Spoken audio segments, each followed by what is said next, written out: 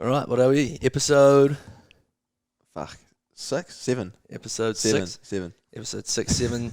America's Cup. ETNZ Superstar Grinder. Finn Henry, how are you, mate? Very well, thanks. Hey, look, thanks to for be coming. here. Thanks for coming on, mate. Thanks for coming on. Nah, Big pleasure. show Cheers for today. inviting me, fellas. No Yeah, mate. worries. Back Wait, on the trade site? Back on the trade site, yeah. I've just had a 6-week hiatus and, it was probably just starting to really run out of money and lose my sanity and decided to get a job back in the building world. So, it's been good actually. Hey, just 2 weeks on the job today. Back into it. You're going from 6 weeks off to doing some big hours on the trade site. Yeah. And I was actually surprised they cracked the whip, eh? Like, just 3 hour 3 hour work periods, half an hour, 30-minute smoko, bang, straight, get up, let's get going, boys. All right, smoko's over. I was like, crikey, all right, we're into it, But So not quite like the Cup campaign, more leniency on the smokos. Yeah. There was actually, at times there was some leniency on the smokos, but it's this is very strict, 30 minutes. What are the hours like when you're in campaign with the ETNZ stuff? Is it pretty? I mean, one day I was going to work and I was late. It was like 9:10 and I saw old Pistol Pete just cycling down. Fucking, there you go. No worries. I was about to say, it depends who you ask. Because I think I would say from my perspective, 100% the Shaw crew put in the biggest hours.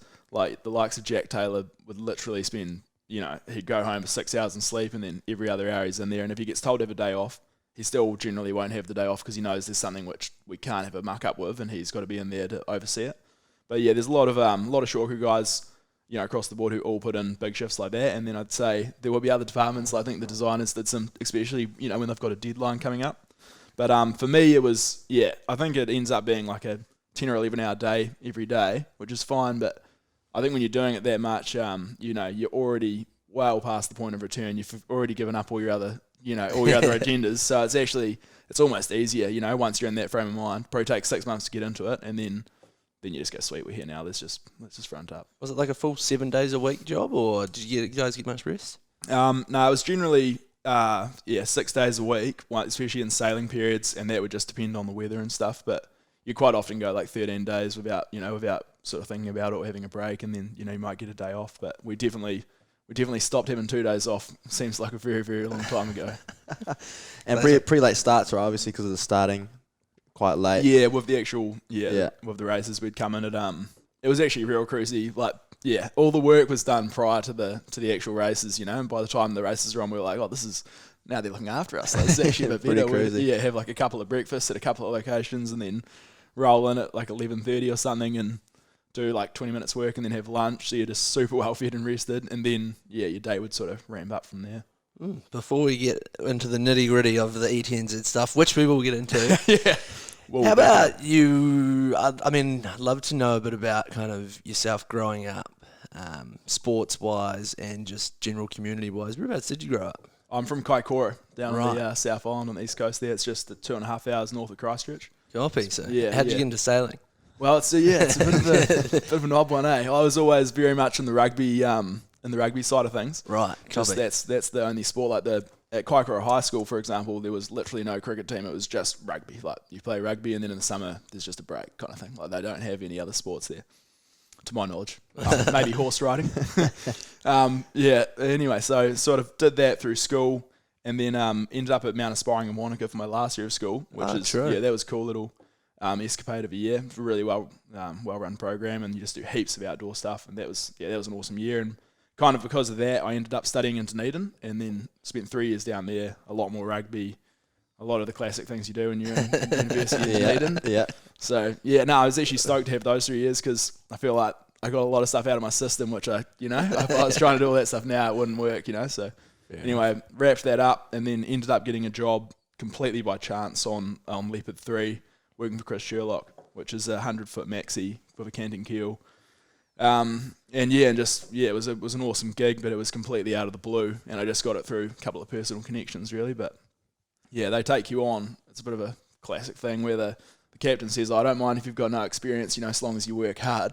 And then they can just hold that over you the whole time. Yeah, right. Lucky to be here. You better work hard. Like, you're not having a break. So then it was just like, it was awesome. Learned heaps, but it was like a full slave program for a couple of years. Right. So not much yachting prior to that program, or actually not much yachting prior to that day. Yeah, so it was all. I feel like sailing's one of those sports as well that there's a lot of soft skills, And if you don't know them, then you feel like you're basically blind. So it takes a long time, I think, to pick up on those, and I'm definitely still working on it. Well, from someone who knows fuck all about sailing, I can confirm that from an outsider's point of view, it looks like a bit of a foreign language, really. Yeah, mate, massively. Like, especially when these guys, because we live with Oscar Gunn, I don't know if you know him, 49er sailor. He, Len, Oscar, just jargon. living room, talking sailing, it's like, yeah, this is good. Yeah, exactly. Hard to chip into. So the rugby, I mean, you obviously played during high school. Was there any spark there that you wanted to take it further? Or yeah, there was for a while. And my brother, I've got a couple of brothers who are really good at rugby as well. And they all, especially at uni, we were taking it pretty seriously. But we were playing for a club called Alhambra Union, which is notoriously mediocre, but really good culture. So we were only as serious as that club was, which was a lot of fun. And I don't think there was any club with better culture in Dunedin for sure. And so we absolutely loved playing there, but sort of after that went off the boil a little bit. And I think with rugby in particular, you cannot be half-assing it, And I've played a couple of games since then and realised that I'm not putting enough into my rugby to pursue this anymore, Like you very quickly realise there are people on the field who are, spending their lives in the gym focusing on rugby, and if you're not one of those people, then it doesn't go too good for you. Fair enough. What could you take away from rugby that you've kind of taken into sailing? Well, the main thing I'd say, back in Alhambra Union, we had a coach called John Frood, and he was like an absolute salt of the earth dude. Like he was, he'd get through a pack of cigarettes watching the game. Love it. And he would get to the point where there'd be a scrum and our colour was red, and all he could say was just red, and you're just like, people like that, just absolute passion. But he used to always say to me, "It's not the size of the dog in the fight that matters. It's the fight in the dog, boys." And it seriously stirs something in the air when you hear that be said to you. You're like, shit, that's dead right. Like, it doesn't matter what the history is. Doesn't matter who's got the best, the best team on paper. The best team will win. The team that wants it more will win. And that's what he always tried to drum into us. And I think we had a lot of games where we proved that, and it was really satisfying. And so when I was particularly, that translates very easily into grinding, probably not so much into your 49er sailing. But I think with grinding as well, it's just one of those things where, I think what I found satisfying about it is that literally all the work you do will add up. Like every little bit of work will make the difference in the end. And if you cut corners, whatever, it won't add up. But if you do, then eventually that will show. And yeah, I just always thought about those words from John Frood. Oh, good old John Frood, eh? Yeah, words to live Getting by. you through. How did you? Yeah, so I guess you've gone from, what was the boat that you were on? Leopard 3. So how did you make the transition from that to getting on to the big stage? Yeah, you're good. You're doing well to pick up. There's some massive gaps here. I'm trying to. I'm like, 100%. we've gone from here, but then we're winning the America's Cup, and then something in between. Yeah. What am I not getting? I did 2 years on that boat, and like I was saying, it was a bit of a slave ship program, and so I finished that and came home, and we ended up meeting up with my brother, and we went to Mexico and did this Central America kind of surfing trip, and we were just absolutely cruising, and it was like a bit of a relapse after 2 weeks, 2 years of hard work. And we had an unreal trip with a few of our mates, and then came back from that like broken, no money, really needed a job, And so I was building down in Christchurch for a mate of mine. Mate I went to school with down in Wanaka, Bob Walker, legend. And then ended up hearing about the job in the shore crew, and sort of managed to. It was actually via the McFarlanes, which are a family down in Marlborough, and Winston McFarlane's one of the previous Emirates New Zealand grinders. But yeah, particularly Clive McFarlane helped me get this job by putting me in touch with the team, and just said, he's a builder. And I had an interview with Sean Regan. He said, you're a builder. And I said, no, I'm not qualified. He's like, but you got chippy skills. It's like, yeah, I got some chippy skills, mate. And he's like, we need guys with chippy skills. It's like perfect. So I jumped into the shore crew completely on that, and so I feel like I had my hands full just as it was there, and had absolutely no expectation to be sailing at that point. So, going back to the super yachting period, it seems like a big kind of a pathway for people like the young guys to actually go to uni but go super yachting. Like, what's it actually like being on a boat like that overseas? Yeah, it's pretty cool. You say it's hard, but then is there actually a bit of time to actually check places out? I think, yeah, there is. There definitely was. But I think you can do the super yacht thing where you get paid buckets and you just clean windows. Everyone got the dream job. Yeah. Leopard was not that, but it was. But we did get to go to really cool places. but it was more the privilege of being on this prestigious boat. That is why we were there, you know. And so they used that to their advantage, I reckon. But it was awesome, like, and to be fair, they did open a massive doorway to me, which, you know, at the time I probably didn't appreciate as much as I should have. Well, and you got to do some pretty big races, right? Yeah, on the boat. Like we did the Caribbean 600 middle sea race. Right, racing against some pretty other Yeah, other maxis. Yeah. So that was that would good. been some sick offshore sailing at least. Yeah, no, it was bloody good, eh? Yeah, so you definitely can't complain with that. There was honestly some good yachting as well. Yeah. But yeah, I'd say it is a good pathway for sure. Like, you can get onto those boats. They do take people, you know, Kiwis. Yeah, but how was it? Obviously, you picked up the gig with ETNZ. Like, how was it coming into such like a high performing athletic environment? Was it a bit of a shock to the system, or you just kind of pin your ears back and fucking have a go? Yeah, I think it was a massive shock and it was pretty intimidating. But I think I just enjoy having a good bloody mountain in front of you to try and climb up, you know. And it was just one of those ones where they definitely, you know, they facilitate an environment where you get in what you put you get out what you put in, you know. And so if you turned up and worked really hard, then you were going to get good results in any facet of the team. And I'd say that's probably the best thing about Team New Zealand, because everyone's so driven. Like, there's no one who's going to say, "Oh, look at this guy, he's trying." You know, like, they want you to try as hard as you can at everything. So if that's the kind of person you are, it's a perfect place to be. Decent. Was, like, obviously, from what you've told us, it doesn't sound like being a part of like ETNZ was like a lifelong dream as a kid. It's just something you kind of stumbled into. Yeah, like, I'm almost ashamed to say that it probably wasn't, and there's probably a lot of guys who have wanted that their whole lives, and I feel like I've cut them off at the last minute, and I feel bad about that. But, you know, I think I don't know. I think I've been working really hard, like, in everything I've done, and then I think all that stuff landed me up where it landed me up, and I don't think that, you can't choose your path, you know. I think it just happens, and that's where I ended up. So it feels the right place to be. Well, you look like you did a cracking job. Like the little interview piece they did on you on TV1. Cheers, mate. Pretty interesting. Yeah, there was one of those ones where it's probably gonna be just like this, where you forget everything you've said during the interview, and then you just worry about it until it comes out. You know, you're like, shit. But anyway, hopefully it comes out good. Were you always a starting grinder, or is that something you kind of... Because you were starting for a few of the races. Yeah. Is it something they just alternate, or is that because of, like, if it's heavier breeze, they put so-and-so on, or how does that there's a little bit of fundamentally that. It's basically, like, there was 4 guys who were pretty set, and that was Josh Jr. and Andy Maloney. They've trimmed the foil and, you know, during the manoeuvres and stuff, and they're the Finn sailors who have just done bloody well in the last... Yeah, that was World Cup. 1 and 2, eh? 1 3. Well done, boys. That was unreal. And then, you had Louis Sinclair and Carlo Hussman, and those 4 guys were on there the whole time. And even while we're training, you know, if we were doing like 10 hours in the water, then they'd do 10 hours grinding, you know, like, it's pretty bloody serious effort. And then, the rest of us would swap in and out, basically. So I sort of did half the races, and then the guy I was swapping with did the other half, you know. But, I ended up, it was me and Guy and Dean were swapping a lot. Guy's is an absolute legend. He's a weapon, eh? Yeah, he's a weapon. And he ended up, I mean, maybe it was his grinding, but they won every race when Guy was on, and they lost every race when I was on. And he kept on being like, "Shit, Finn, you're a bloody bad omen, mate." And I was like, "Zip it, guys!" I'm like, "Don't give me that," you know. And then that race when we came off the foil and we went way down, and I was grinding that day, and we just won one. And then I came on, and I was like, "Oh my god, here we go again! I'm gonna lose this one," and it was so demoralising. And then luckily we managed to come back and... Fuck, how was the feeling when you came back from that? Well, it was good, and I was the one who got criticised by the media because I swore. I said 2 massive profanities that came into Andy Maloney's headset.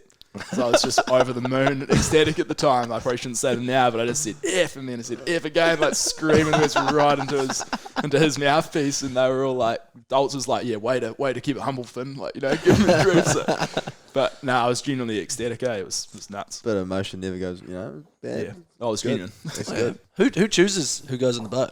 Chuki based. Well, I mean, there's a few people. I think there'll be a lot of crunching numbers and stuff. But I think the general feeling that, like, Pete, Blair, and Glenn have would be, and probably Andy and Josh as well. I don't know exactly, but to be honest, it's a bit of a science that we're all puzzled about at times. Like, you don't really know why they're making their decisions about who goes. You have a bit of a grinders union. Yeah. Fuck, I swear I'll make the boat go faster. How does it work when you're fucking grinding? I get tired, so I just hop off. Fucking straight off. Yeah, she's a mystery, yeah. But I mean, you guys are all pretty much the level where you know, producing the same amount of watts, power. So there's a bit of a mixture of, like, guys who are super sprinty and guys who are more aerobic, and I think they want to have a combination. Guy and Dean, Guy and Dean, sprinter, very sprinty. Yeah, But now, like what you're saying about them being competitive, for sure it's competitive, but they, I'd say, like, yeah, a lot of those guys were extremely accommodating to me coming into the team. And as I was like the young guy from the shore crew, was super lucky to be there. And even when I started getting close to their numbers, they even continued to be super supportive and help me the whole way through, which I thought was bizarre more than anything. I was like, that's so genuine. How it's incredibly genuine. They were just actually there to help you out. And I think everyone wants to get the best out of everyone. So I mean, being the shore crew, right? Obviously, you're already strong enough to be able to go in the gym and produce some good numbers. But how did you start getting noticed? And like, how did you keep training whilst being in the shore team? Because I know the shore team has a massive job. Yeah. And they're busy, big days, big nights. But like, how did you manage to keep training and prove yourself? Really, like. Yeah, I honestly don't know. I think it was like I didn't plan it, and I wasn't really aware of the stage I was at. Like when I was there, I was kind of just gradually started grinding more and more, and had Louis Sinclair, who he used to be on Leopard as well, and so I think he wanted to take me under his wing a bit and help me to just do as well as I could there. And he was like, yeah, you're doing good numbers, mate. Like if you just, if you do this or that and you get this number in a 10-minute or whatever it is, then, why wouldn't they, mate? And I was like, really? Like that just sounds ridiculous. But I don't know. And when I was first started doing it, I thought like, this is a stupid idea. Like I'm going to go off on such a tangent trying to get really good at grinding. And I'll just be an idiot, And then eventually I kind of got to the point where I said to Louis, I was like, mate, do you actually think this is going to happen? He's like, yeah, man. And I was like, oh, okay. Louis thinks it's going to happen. Like that's probably reason enough to keep going. But yeah, it was for sure. It was some really long days work, and then I'd just have to get into the gym and probably have like a coffee before, and then I'd be like exhausted, but trying to do the session. And by the time I started doing the session, I generally always found that once I warmed up, I could kind of just send it and go go pretty hard. Yeah, and I think just for probably 6 months or a year there, it was full survival, just going as hard as I could. But then it's sort of once I got into the sailing team, I got treated a lot differently, and you got fed better, and you weren't working as much, and less hours in the shore. I mean, it was still like, obviously the training was ridiculously hard, but yeah, it wasn't, like you say, just less hours, so it was slightly more manageable. Oh, decent. Where were you doing most of your training? Whilst you were in the shore crew, did you have the availability to use the gym that all the other guys use? Yeah, the same gym, same machines. So you had all the good all the good shit there, yeah. So, right, okay, because I was wondering, I was like, fuck, where do you get a grinding machine if you're not? Oh, mate, yeah, like that would have been terrible. To be fair, one of the times, like when we had that first lockdown, when the first level 4 COVID lockdown happened, I went down to Christchurch, and I just treated that like a full-on training block, and I had to try and find a grinding machine down there, which was no easy task, but managed to get one like at the last minute of when you're allowed to drive around and do stuff like that. And so I had this machine in a garage down there and just sent it for a few weeks, and then came back a little bit fitter than I probably went down there, and I think that helped a lot. It's funny you should say that. You got a grinding machine, he got a dog. Oh, there you go. You got a husky. Priorities, yeah. To be fair, if my girlfriend was listening, she'd be saying, why didn't we? Well, he got himself a techno gym. I got himself a dog. It's different priorities. Where's this dog now? At home at the moment. Oh, yeah. Well, you say you got fed differently being in the sailing team. Should they feed the shore team well? Or what? Mate, it's a tough gig for the shore crew, I'm telling you. They on the rations. On the rations. Bit of porridge for them. It was just more of like the breakfasts, and then the general, like once you're in the sailing team, I think they just generally like, he needs to gain weight, so we're going to feed him this, or we're going to do that. And because I'm a good mate of Serge. Oh yeah. He worked at SoftBank in Bermuda, and he fed us a little bit. Well, our payment was being fed, but I mean, he's bloody legend. But I mean, the sailing team gets the food program at the Cup is pretty bloody good. Yeah, mate. While we're on the subject of Serge and Harry, like credit to those guys because they run an absolute clinic. Breakfast and lunch, and then breakfast, lunch, dinner, and it's not even like it's not even one group. It's like probably 6 different groups, and everyone's got different. Like there's the sailors, the shore crew, the night shift, the on-water lunch, the the land unreal, lunch. Mate, it's like they just cook so much food, and everyone's so demanding and generally really ungrateful, and they just like chin it and do such a good job. Like eggs. They come in at like 4 a.m. or something, and they pump it out. Serge was always like really happy to hand over like eggs willy-nilly, like we'd ask for scrambled eggs and you'd get like a 12-egg omelette, like it would be like a pile of eggs. And then Harry Linsky's way more vegan orientated, and he would be trying to down the eggs, so there was always a bit of tension in the kitchen. Well, yeah, because in Bermuda we found that there wasn't much dietary requirements, but I'm sure now 2021 there's more vegans in the team. Yeah, there is, which was cool. There was actually heaps of vegan lunches, and I think Harry was just pushing that you don't actually always have to have meat, because you get the likes of Grant Dalton or Curly or someone like that. And if there's not red meat, they're not having it, you know. So those fuel, mate. Yeah, this isn't lunch. These are lentils, you know. So there'll be a lot of that, and credit to Harry and Serge again, they would just take that in their stride and laugh about it, and and make the fussy old guys their individual steak or bit of chicken, and then everyone else would have a vegan meal that day. So Catering to everyone. yeah, mate, it's actually solid effort. Real solid effort. Veg? You're not veg, clear. I mean, No, I'm not, but I'm like, we do a vegan, my food bag dinner, situation. Oh, yeah. And I thoroughly enjoy that. So thoughts on it with the grinding and the yeah, power? I think it's good. Like I've never actually watched that. What's that documentary? Game changers. Never watched it, but I think there's a lot to be said for everything all the stats that came out of that. And I have like that whole time I was training, I was having vegan dinners, and felt mint. So. No issues at all. But you ever putting on weight as well to be a grinder? Yeah. How much weight do you have to put on? I had to get to 92 kilos just so I could swap out with the other guys who are around that weight, so 92, 94. And and I started at like 85, so I had to put on a fair bit. But it was all good, like it's manageable, you just have to just keep eating, basically. Well, which is not the worst situation to be in. So I enjoyed that. Henry's putting on some weight, so you could take some advice. I don't think I'm putting on that much weight, but putting on a little bit of weight here and there. What are you putting on weight for? Nothing. Just for the beach bod. Yeah, fucking sloppy rig. One of the questions I have for you was prior, to the Christmas Cup. Obviously, no one had really sailed competitively. Who did you think you were going to be up against for the AC? Not for not who was the biggest competitor for the Christmas Cup, but who you think originally was going to be in the AC with you guys? I think honestly, it was really hard to tell, but I think we all thought that American Magic were actually really fast. Yeah. And there was a lot of times that there was good reasons to think they were actually going to be super competitive, and I think had things not unfolded the way they did, they very well could have been. Like they ended up looking like they weren't that, at the same level, but I think for sure they were. And then the only other team we were certain about being pretty up there was Luna Rossa, just because lots of little decisions they made. You could tell they were trying their very best to think outside the box. What can we do differently? How can we have an advantage? And I think it's that kind of thinking that ends up putting you in a good situation in the Cup. And a lot of things didn't go their way, which I think was credit to a lot of our design guys who managed to make good basically arguments against all their little corners they tried to cut, and put a really solid defence up for us. But yeah, I think Luna Rossa were always looking solid, but we would my gut feeling was American Magic we're going to be right up there. Oh really? How much of it do you think is design, and then how much of it do you think is sailing the boat in terms of competitive edge?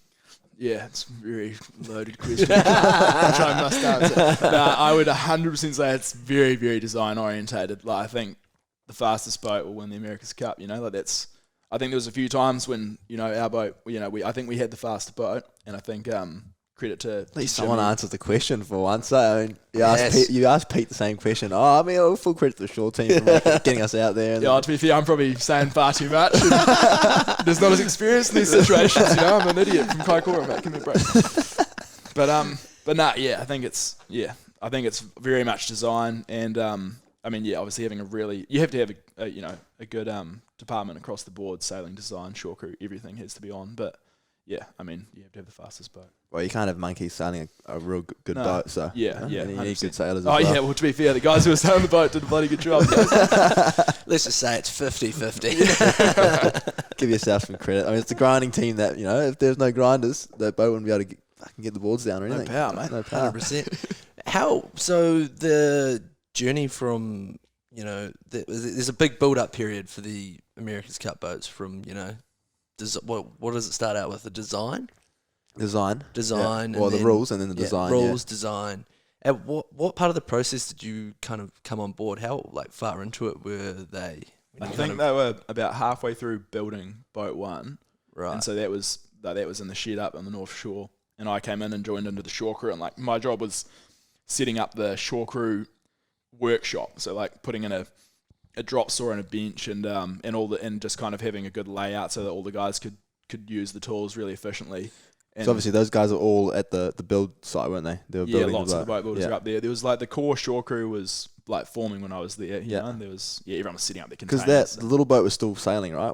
During that time, Oh, there was like a little test boat. Yeah. that one. That kind of was just before I got there, I think. Right. Yeah. But not Takahu. That was like just a pure test boat. Different one. Yeah. Takahu was after that. It was like that boat's a little ripper. Yeah. That'd be good to get on like a harbour course or something. It'd be a sick boat to sail around on. Rum race. But I think it because I was in the shore crew at that point, and the bloody amount of manpower it took to keep that boat going was just unreal. Like it's a lot of work. I mean, as was both the other boats, but it seemed like Takahu was a real work magnet. Did it need a grinder, or was it was fully battery powered? It was fully battery powered. Yeah, right. So I think that's why the boys enjoyed it so much, because they could just go willy Do whatever nilly, the and fuck they wouldn't they- have no whining from the grinders. How big was this boat? 12 meters. Right. Tiny, Oh, big, but- yeah, not as big as the OG. Yeah, the big one. When the 12 meter was getting launched, Sean Regan, who's the head of the shore crew, asked me to go, and he's like, "Why don't you just go down there and just give it a good measure to make sure it's not more than 12 meters? Because if it is, we're going to get disqualified from the America's Cup."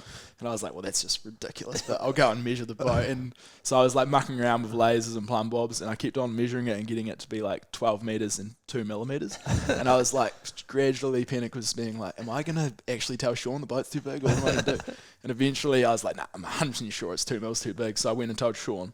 I was like, "Look, mate, I've measured your boat and it's 2 mils too big." And he's like, "What?" And I was like, "Yeah, mate." And then and by that point, we were like almost about to roll out, you know? Like, and if the boat had been bigger than 12 meters, because the rule was you can build one more America's Cup boat, but if you build a test boat bigger than 12 meters, then it's counted as your boat too, you know? Yeah. So anyway, so I measured the boat, all this shit happened, and then eventually we decided it was 2 mils too big. Like, Sean came down, and then Doltz is walking past and sees me and Sean with a tape measure and like asks questions. And next thing, there's like a crowd of senior people there, all like watching us, sort of panicking. And they ended up having to get a sanding board out and literally just like sanding the bow flat just to take 2 mils off, just to be sure. Fuck, well, there you go. Then that's. I mean, that would have been nerve-wracking for you. Just in case like another team had been like, "That boat looks bigger than 12 meters. Let's get it measured officially." And then we'd be like, "Shit, we've got a boat that's 12 meters, 2 millimeters." And Sean at Red Dog he's obviously not like, he's a pretty intimidating dude as well. Like he likes to get shit done. Yeah, he does. Yeah. And he was breathing obviously over your neck the whole time. Yeah, he was like my dad for the first part of the campaign, and he's a bloody weapon, eh? In credit to him, I think he's a great boss, because I think all you really want from your boss is someone who actually works really hard and is really good at their job. And there's no harder worker I've ever seen on the face of the earth. And he could pick up any tool in the workshop and basically be better than the tradesman who was using it. You know, if it was any department, he would come and tell them how to do their job, and they'd be like, "Damn it, he actually had a point there," you know. And so fuck, that's what you want. I think he's a very instrumental person. Oh, definitely. So the America's Cup kicks off. You're up against Jimmy Spittle, Francesco Bruni. Race 1. How did race? So I remember the first six went 3-3. Yeah, it's 3 apiece or whatever it is. You know, it's fucking close. Is there any point where the team starts to go, "Fuck, we might have a bit on here," or was it fairly, just stick to the process and we'll get it done? Yeah, look, I was definitely very inexperienced in these parts, and so I was definitely looking to the older guys to see how they responded in that situation, because for sure I was starting to go, we're cocking this up. This is going badly. We're 3-3. But I think what actually happened is that you've got all these guns, not just the people on the boat, but all these, like a lot of really onto it tacticians and people thinking about it, like, your Ray Davies and company, and they're all and they're just there. They thrive on that situation. Like the regatta, the wind conditions, how it's unfolding, all the little things, they just soak that up, and they come into their own in those situations. And they just, when it did start to get tight, they were loving it and so calm and collected and enjoying it that actually I was like, we're actually in good hands here. Like, I think this is going to go all right. Yeah, but like from an outsider's point of view, like the media fucking blows shit up, eh? Like, the media's always going to be the media. Yeah. But obviously they've got to get the clicks and the views and the eyes and stuff like that. Right. It's almost a drug for those guys, like the America's Cup, those like the old it boys. Is, mate. As soon as it gets tight, like, oh fuck, here we go. Here we are. Here we go. This is all we put all the work for. Crunch time, diamonds are made under They pressure. absolutely love it, eh? And it was the same across the board with the whole team. Like, I think everyone was ready to absolutely send it for that few weeks. So that's what happened. Decent. It's such a long haul, the Cup. Like it's it's a long process. So. I feel like it couldn't be a day longer. Honestly, it was like I was redlining. But like it's ridiculous how there's only that many races for you guys, especially for that 4-year campaign. Yeah, and it all comes down to what it was only 8 races in the end. But Yeah, and that's No, more than that, but- so much pressure on those last few days. Eh? Yeah. But I think this campaign, I mean, this is the only one I've done, but it seemed like a very long time to not be racing. Like there was that whole period when the World Series should have been on and wasn't, and then and so I noticed all the sailors at that time in our team were like, God, we're gonna have 8 months training with Dan just screaming at us like it's gonna be miserable, and it actually. I think for them it was like a pretty hard pill to swallow that they weren't going to go and do those fun parts of like going overseas and doing the tour. Because it could have been massively different outcome if those World Series happened, like especially with you guys having to travel all the way to Italy to the UK. Like you guys actually got it good being set up at home. Yeah. That whole time having a proper base. Yeah, we did still muck it up with the boat going all the way to Italy. Yeah, that's true. I heard about that. Yeah, they went for a little vacay, didn't it? It did go on a big old vacay. But, I mean, yeah, like you say, I think we did handle it well, and I think that was purely down to, Shub and Doltz and those really top-level people just being super scheming and sort of foreseeing how it's going to unfold and making the best calls they could. Because I think, I don't know, from what I heard, every America's Cup has challenges like that, and it's how you deal with those adverse things that makes the difference, Excellent. So you win the America's Cup. I've had a burning question for someone who attended it, but how was the after party? I saw a video of a boat race, and I've just been wanting to ask someone that was there. Mate, the boat race, I love. It was Who won? Who won? Well, okay, so I'll lay the scene for the listeners. Nice. There's a we've got our the boats in Bay 1. It's up on the cradle, and the cradle's the boat's pretty high up in the air. So there's this kind of like chest height platform, which everyone was naturally surrounded, and Red Dog climbs up there. He's got a shine on, and he orders a boat race. He's a man who loves a boat race, as does most of the shore crew. And so what he wanted to see was shore crew designers, sailors from Team New Zealand, all sort of pick one side of the boat there, and then on the transom we had we had the sailing team from Luna Rossa who evidently don't scull that many beers because it's not part of their culture. But we as Kiwis all pride ourselves on being able to down a bottle of beer, and so Red Dog organises this boat race. He's kind of running around screaming at people, and by the time he gets to the end of his tangent, people are throwing their cans at him and trying to pull his clothes off basically. It was getting towards being quite chaotic, and we had this boat race which was bloody funny, and we all sort of went as fast as we could, all the Kiwis, and it was really tight. Everyone's slamming their last beer down, and we look over at the Italians, and they've two people have had a beer, and they're looking at us like, you crazy bastards, why are you doing this? There's always a saying where if you win the party on the shore. Oh, sorry, you win the regatta and you win the party as well. You're doing something right. So mate. that's what you guys did at least. Funny. I can't actually remember who won the boat race. I think we argued it was the sailors, but unfortunately we had Dick Neesham who poured half his beer on his head because he couldn't finish it properly. One of those guys. One of those guys. One of those. So he gave us a little bit of a vulnerability when the race committee came by. But nah, it was pretty tight. It was a designers did alright as well. Yeah, underdogs. Surprisingly, the designers actually weren't too bad. We had a few. There's a good trophy that gets passed around within the team. It's like the Kevin Shoebridge and somebody testicular trophy, and it's just like a ridiculous trophy that department to department you can challenge whoever's got it to anything, like a game of touch rugby, or to be fair, it was touch rugby most of the campaign. I like it. Well, where do you play touch rugby down there? We just go to the Vic Park. It's a big thing, the cup teams touch rugby, because we did it in Bermuda as well, and I think those boys did it as well. So it sounds like there's been some good dust ups on the touch field as well. Prior to my arriving, I heard there was a lot of beasts that started touch rugby. Do you know Derek Seward?